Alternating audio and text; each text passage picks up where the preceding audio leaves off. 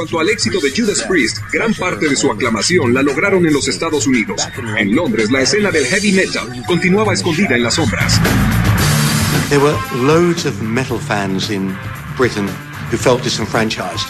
He had magazines writing about punk and new wave, didn't want to know about the old school, and Priest, Motorhead, AC/DC were largely included by so many people in the media as old school. Suddenly the underground scene, word of mouth, became all important. And it was at this time that the bandwagon, the heavy metal sound house in northwest London, came into its own, because a guy there called Neil Kay stuck to his guns. The bandwagon was a very big pub, and Neil Kay set up a metal DJ night, and he called it Neil Kay's Heavy Metal Sound House. The manager of the pub said to me, "Why don't you play some punk?" But I can't tell you what I told him, except it started in F and finished at F. In my view, nobody should be allowed to stand on a stage unless they can actually present the total professional thing, unless they really can sing and really can play. Punk was a total anti-attitude towards music. There was a music magazine called Sounds that I had noticed following the progression of rock. I was reading through it one day and I thought, we need some publicity. This is desperate. So I phoned up Sounds and I talked to Jeff Barton.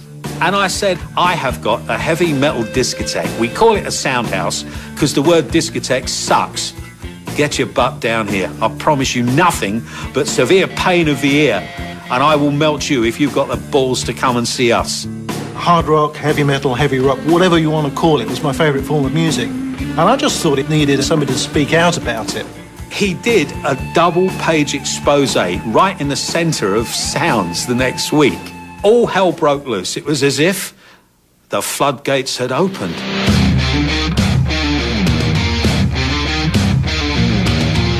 We went up from about 300 to about 750, 800. There was no room for half of them.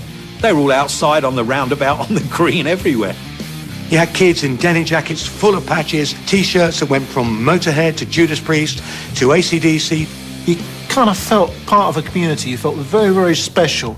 It was also a blessed relief after being bombarded here, there and everywhere by other forms of music that you didn't really like.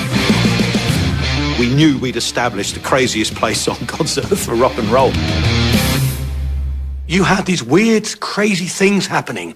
People would turn out and they weren't just playing air guitar, they'd play cardboard guitar. They'd lovingly craft their own instruments. It became a scene within a scene.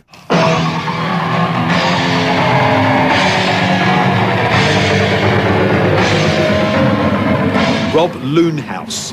He invented the air guitar probably back about 1976.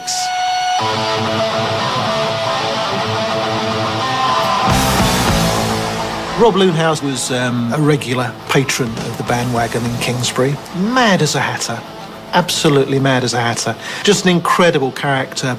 The cardboard guitar syndrome, or sorry, Rob, hardboard guitar, he objected to the word cardboard, started one evening back then when the customary amount of head banging was going on, as it always did.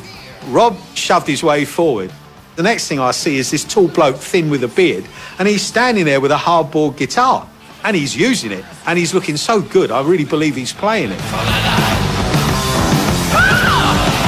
The great thing was they weren't taking the piss. They were doing it because they loved it. The next weekend, there was 10 of them. The next weekend, there was 15. Then there was 20. There was no other club like it in the country, and people came from far and wide to see this phenomenon. Our guitar player, Randy Rhoads, left Quiet Riot to join up with Ozzy Osbourne, and he used to give me phone calls when they were recording those albums and said, "You're not going to believe what's going on over here." The kids in the audience come with cardboard cutouts of a mock-up of the guitar players, kind of guitars they use. I said, "What do you mean?" He goes, "Well, like, for example, if you were to see Judas Priest, they'd have a flying V, a cardboard flying V like KK Downing would have." Neil tocaba lo que los fanáticos querían oír, y si eras una banda de metal con alguna esperanza, lograr que tu demo fuera tocado en una casa musical significaba todo. Jeff Barton took my weekly request chart. He published it in Sounds and it went worldwide. That really opened the door. Rock and roll! Demo tapes started pouring in from everywhere. Steve Harris, Dave Murray, They came in one night from East London. I'd never even heard of them. Here's our new demo tape, mate. Do me a favour and listen to it, will you? And I took it home after the wagon that night, and I put it on my cassette deck, and I started getting all these goosebumps all over my arms. They just went through the roof. He just was like blown away by this piece of music.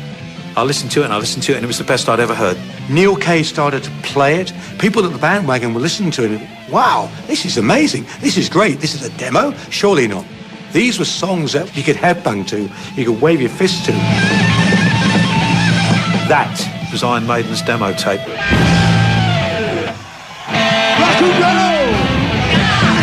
Where I first saw Iron Maiden, I thought, this is just fierce. I looked at the singer and I thought, I reckon I could do a better job than him, though, you know. I mean, I should be singing for those guys.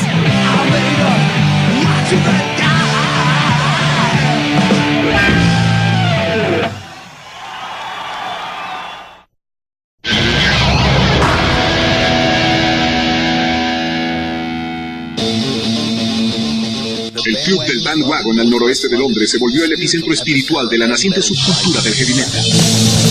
Y para principios de los 80, nuevas bandas que prosperaban en velocidad, fuerza y volumen se equilibraban para anunciar una nueva era.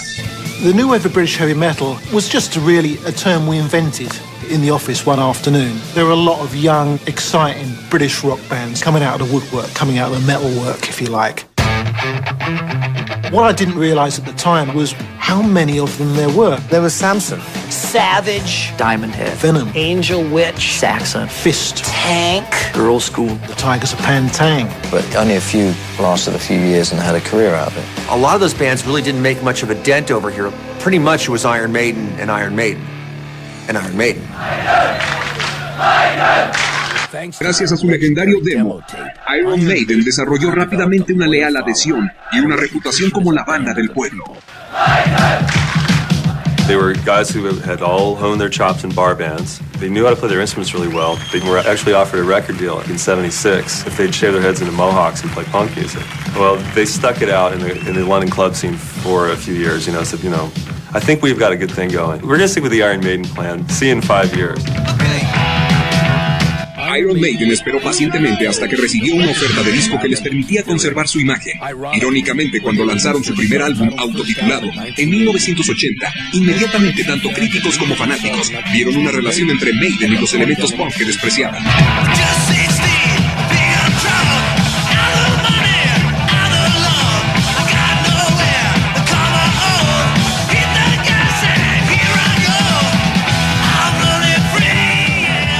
More than any band at that particular time, they had a little bit of grudging respect from punk writers of that generation, particularly with the singer Paul Di'Anno in the lineup. They had this kind of punk metal edge that I think crossed over to a large extent. They wrote these songs that were really complicated, like Emerson, Lake and Palmer, prog rock, or Genesis. And then they had the energy of punk. So while punk bands were a lot of times just really playing 3 chords really fast, Iron Maiden was playing this intricate spider-webby guitar lines, and it sounded like classical music.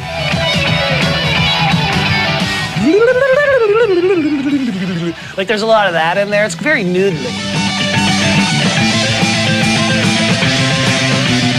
It sounded more aggressive and more confrontational than pop music did. And if you were a very mainstream, straightforward, good person, you would not want to listen to Iron Maiden. The timing couldn't have been more perfect when they hit. The genre as a whole was starting to happen. And here comes Maiden. It's like, I've never heard this before. This is eviler than Priest. Like, that was my first thoughts hearing Iron Maiden. They're Judas Priest, but more evil. I was like, how'd they do this? How did they do this?